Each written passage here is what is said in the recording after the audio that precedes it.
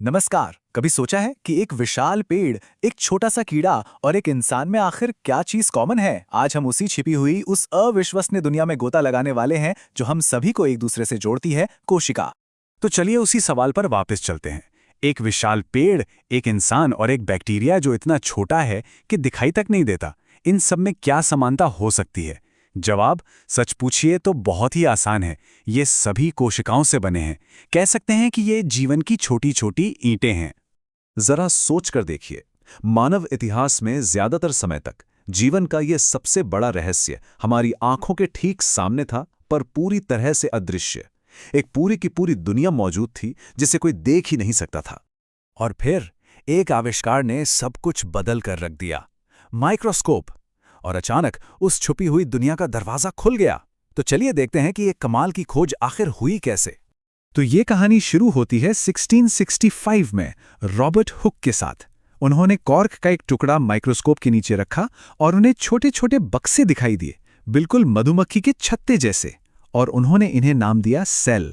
फिर करीब 200 साल बाद श्लाइडन और श्वान ने इस पहेली के दो बड़े टुकड़े जोड़े। उन्होंने बताया कि पौधे और जानवर दोनों ही कोशिकाओं से बने हैं। और फिर आए रुडोल्फ विर्चो, जिन्होंने एक ऐसा आइडिया दिया जिसने सबके होश उड़ा दिए कि कोशिकाएं कहीं से भी पैदा नहीं हो जाती, वो सिर्फ दूसरी कोशिकाओं से ही बन सकती हैं।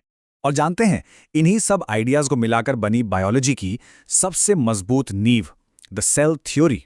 इसे आप ऐसे समझ सकते हैं कि ये जीवन को चलाने वाली किताब के 3 सुनहरे नियम हैं। तो क्या है ये नियम? नियम नंबर 1, अगर कोई चीज जिंदा है तो वो कोशिकाओं से बनी है, सिंपल। नियम नंबर 2, कोशिकाएं सिर्फ डिब्बे नहीं हैं, ये वो छोटे छोटे इंजन हैं जो हमें जिंदा रखते हैं, सारा काम करते हैं। और नियम नंबर 3, जो कि बहुत बड़ा है, हर नई कोशिका एक पुरानी कोशिका से ही बनती है। कोई जादू नहीं, सिर्फ और सिर्फ बायोलॉजी। विर्चो ने इस बात को एक बहुत ही यादगार लैटिन लाइन में कहा था, ओमनिस सेल्युला ए सेल्युला, यानी सभी कोशिकाएं कोशिकाओं से ही आती हैं। ये सिर्फ एक लाइन नहीं थी, ये एक क्रांति थी जिसने जीवन को समझने का हमारा नजरिया हमेशा के लिए बदल दिया। ठीक है, तो ये तो समझ आ गया कि सब कुछ कोशिकाओं से बना है, पर क्या ये सभी एक जैसी होती हैं? जी नहीं, बिल्कुल नहीं। असल में प्रकृति में जीवन के सिर्फ 2 बेसिक डिजाइन हैं। एक तरफ हैं प्रोकैरियोट्स, इन्हें एक छोटे से स्टूडियो अपार्टमेंट की तरह समझिए। छोटे, सिंपल, जहां सारा सामान बस एक साथ तैर रहा है। बैक्टीरिया इसी कैटेगरी में आते हैं। दूसरी तरफ है यूकैरियोट्स। ये एक बहुत बड़ी हवेली की तरह हैं जिसमें कई कमरे हैं, यानी ऑर्गेनेल्स, और एक सेंट्रल लाइब्रेरी है, यानी न्यूक्लियस, जहां सारे जरूरी ब्लूप्रिंट्स यानी डीएनए रखे हैं। इंसान, पौधे, जानवर, ये सभी यूकैरियोट्स हैं। यहां पे ये फर्क बिल्कुल साफ दिखता है। एक तरफ है प्रोकैरियोट, एकदम सिंपल, सुव्यवस्थित, और दूसरी तरफ है यूकैरियोट। भाई, ये तो एक हलचल भरा शहर लगता है जहां हर हिस्से का अपना एक खास काम है। दोनों में जमीन आसमान का फर्क है। तो चलिए इस कमाल के सेल सिटी यानी कोशिका शहर की एक सैर पर निकलते हैं। हम इसके कुछ सबसे जरूरी हिस्सों पर रुकेंगे और देखेंगे कि आखिर ये सब कुछ काम कैसे करता है। तो अब हम जरा जूम इन करते हैं कोशिका के कुछ ऑर्गेनेल्स पर, यानी इसके छोटे छोटे अंगों पर, और समझते हैं कि ये इस शहर को आराम से चलाने के लिए क्या क्या करते हैं। अब देखिए, हर शहर की एक बाउंड्री तो होती ही है ना?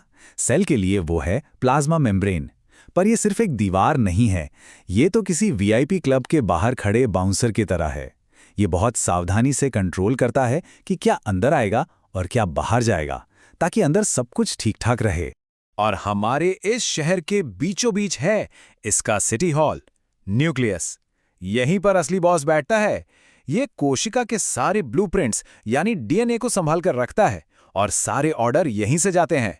शहर में होने वाली हर एक चीज को यही कंट्रोल करता है। अब कोई भी शहर बिना बिजली के तो चल नहीं सकता, तो सेल के अंदर ये बिजली घर हैं, माइटोकॉन्ड्रिया। ये भोजन को लेते हैं और उसे एटीपी नाम की एनर्जी के छोटे छोटे पैकेट्स में बदल देते हैं। और यही एटीपी वो बैटरी है जो कोशिका की हर एक चीज को पावर देती है। चलिए अब शहर की फैक्ट्रीज की तरफ चलते हैं। एंडोप्लाज्मिक रेटिकुलम, या शॉर्ट में कहें तो ईआर, यहीं पर सारा सामान बनता है। और बनाने वाले मजदूर कौन है? वो हैं राइबोसोम। ये प्रोटीन बनाने में लगे रहते हैं, जो कोशिका के लिए लगभग सारे काम करते हैं। अच्छा, जब फैक्ट्री में कुछ बनता है तो उसे कहीं भेजना भी तो पड़ता है। वो काम है गोल्जी कॉम्प्लेक्स का।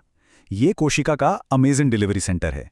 ये प्रोटीन्स को छांटता है, पैक करता है और फिर उन्हें वहां भेजता है जहां उनकी जरूरत होती है। तो हमने इस कमाल के छोटे से शहर यानी सेल की सैर तो कर ली, लेकिन बड़ा सवाल ये है कि ये सब इतना जरूरी क्यों है? ये इसलिए जरूरी है क्योंकि सच पूछिए तो यही सब कुछ है। एक छोटे से बैक्टीरिया से लेकर एक विशालकाय ब्लू व्हेल तक इस धरती पर हर जिंदा चीज इन्हीं छोटे छोटे बिल्डिंग ब्लॉक्स से बनी है। कोशिका वो एक कॉमन धागा है जो हर जीवित चीज को एक साथ बुनता है। तो चलिए इस एक आखिरी ख्याल के साथ इस चर्चा को खत्म करते हैं। अगर एक इंसान, एक पेड़ और एक पक्षी सभी एक ही बेसिक ब्लूप्रिंट यानी कोशिका से बने हैं, तो ये हमारे आसपास की दुनिया से हमारे रिश्ते के बारे में क्या बताता है?